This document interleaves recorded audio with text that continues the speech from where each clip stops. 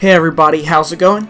If you've been playing Age of Empires 1 Definitive Edition online, I'm sure that you've noticed that there are two very popular game modes that are played in Age of Empires 1. The first game mode is Random Map, where you start in the Stone Age with only a little bit of resources and basically no technologies.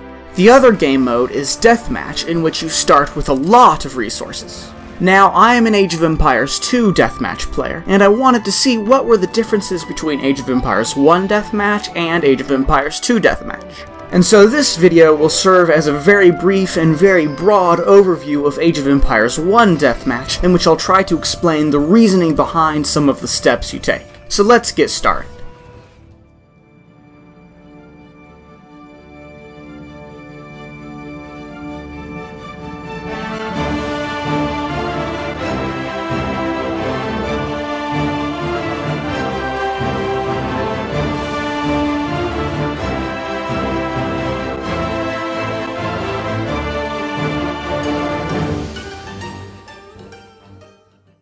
So to start off, in a deathmatch game, the objective is to have as efficient an opening as possible. The reason for this is that you start with tens of thousands of resources, and this lets you get both your army and your economy started very fast. However, as a deathmatch player, you want to do this in the most effective and efficient manner possible. Before we do this, however, let's talk about the normal settings upon which deathmatch is played in.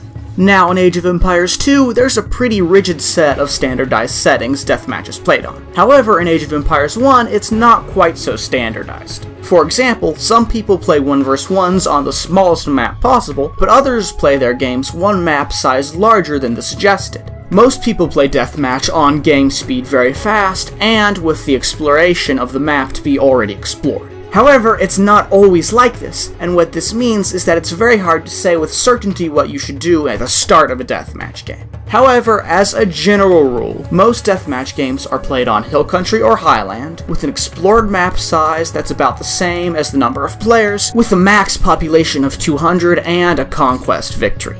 However, there are two start ages with about equal distribution among the player base in my experience, and what this means is that we need to know the start for both of these ages. The first age is post-Iron Age, and the other age is simply Iron Age. I'll talk about both of these starts in this video. So to get started, let's talk about the post-Iron Age. Now, what post-Iron Age means is that you start in the last age with all technologies already researched. As soon as the game starts, you will immediately create a house with one villager and have the other two villagers build town centers. As villagers come out of your first TC, you'll probably want to make 5 town centers in total and a lot of houses. Now, the reason your first buildings are TCs instead of military buildings is that because compared to Age of Empires 2, it's far quicker to create buildings than to train most units, so you want as many buildings out as possible in the early game.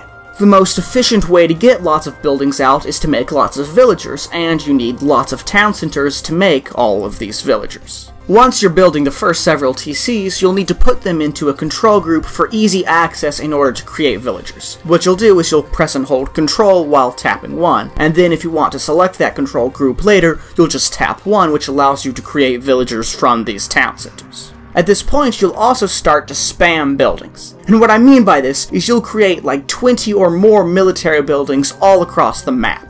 Now, what you make depends on your civilization's tech tree, but basically you start with stables for elephants or cavalry, academies for centurions, or barracks for legions. You'll build these buildings around your base, but you'll also build them forward and towards your opponent's base, covering a large portion of the map. Again, placing all these buildings might not make that much sense to an Age of Empires 2 player, but basically in Age of Empires 1, the maps are actually a lot smaller, and again, it's way quicker to create buildings, so you may as well create as many of them as you can.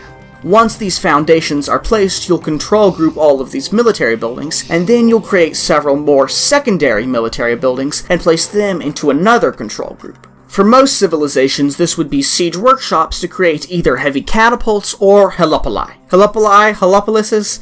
I don't know, just bear with me, guys. You'll make this choice dependent upon your civilization's options and on your opponent's unit choices. For example, in a Chosen War, which is the most popular type of deathmatch, you probably go with Helopoli to absolutely destroy the large amounts of enemy legions that your opponents will be spamming. While you're creating all of these military buildings, you'll need to remember to make tons of houses, and I mean tons and tons of them. It's very important to keep unit production up and not to get pop capped. Also, create lots of ballista towers at the front line in order to decimate enemy units, because these towers are very powerful. Continue to create army and pump out villagers and create town centers to get a large economy going. You'll want a lot of villagers on gold, and eventually on food and wood, dependent upon your unit choices. You may notice that unlike Age of Empires 2 Death Match, you create an enormous amount of buildings in Age of Empires 1 Definitive Edition. Like I said earlier, that's because it doesn't take very much villager work time to create buildings, and as such, it's very easy to spam them. Also, it feels like villagers collect resources a lot faster than in Age of Empires 2, which means overextending oneself is far less of a problem. Moving on, an Iron Age start is basically the same as a post-Iron start, except none of the Iron Age technologies have been researched yet. This is a very popular way to play Deathmatch among old school players, because back in the day, there was no post-Iron Age, so players were forced to create build orders to not only pump out units fast, but also to upgrade them as soon as possible. Basically, the build order for an Iron Age start is very similar to the post-Iron Age, in that you pump out town centers, military buildings, and towers, but there are some very key differences. The first addition, so to speak, is that when you start to pump out military buildings, you'll also create a few key economic buildings. Create a market, a storage pit, a granary, and a government center all near your base. The reason you want to make these buildings is that they unlock access to very important technologies. In the Age of Empires 1 Definitive Edition tech tree, the last unit in an upgrade line is what we'll call a legendary unit or a super unit, that often requires another tech to be researched from a separate building. For example, in order to research the Helopolis, you have to research craftsmen at the market, and in order to get centurions, you need aristocracy at the government center. This is how it is for the super units in the Iron Age. However, there are a few key things to note. The first is that in order to research tower upgrades, you have to research guard tower at the granary, and once that's finished, you can research ballista tower after you get ballistics at the government center.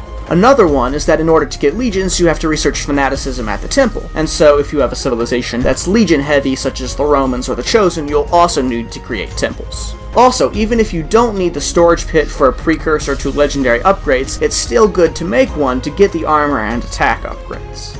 Getting back to the game, once you get your first stable, barracks, or academy out, make sure to research the first upgrade in a unit line. For example, research Longswordsman before Legion and Phalanx before Centurion. However, make sure to research this technology in a military building that's closer to your home, because these techs can take a long time to research and you definitely don't want to lose a building that is upgrading your units. Because you have to spend resources on upgrading your units, you'll run out faster, and as such, getting an economy out is far more important than in post-Iron Age starts. This means you should also get your economy upgrades as soon as you're done with your military upgrades. In almost every game I've played, I've also had to make farms far sooner than in post-Iron Age starts. That's because the legendary upgrades can cost almost 2,000 food per tech, and as such they'll drain your food supply very fast. Moving on, throughout this video I've said that what units and technologies you go for is dependent upon your civilization. However, you may be asking, how does one make this choice? Well, I've already done a video about the strengths and weaknesses of each unit, but here's a brief recap of the more powerful units that's specific to Deathmatch. To start off, legions are good because they're very cheap and they create faster than most other units. It's not uncommon for Chosen or Roman players to make so many barracks that they can cover huge portions of the map. Also, villagers build barracks faster than all of the other military buildings, and as such you can have an early advantage if you rush with legions. Elephants are good because despite their slow movement and creation speed, they are so tanky that they can simply mash almost anything to death and survive a huge amount of punishment.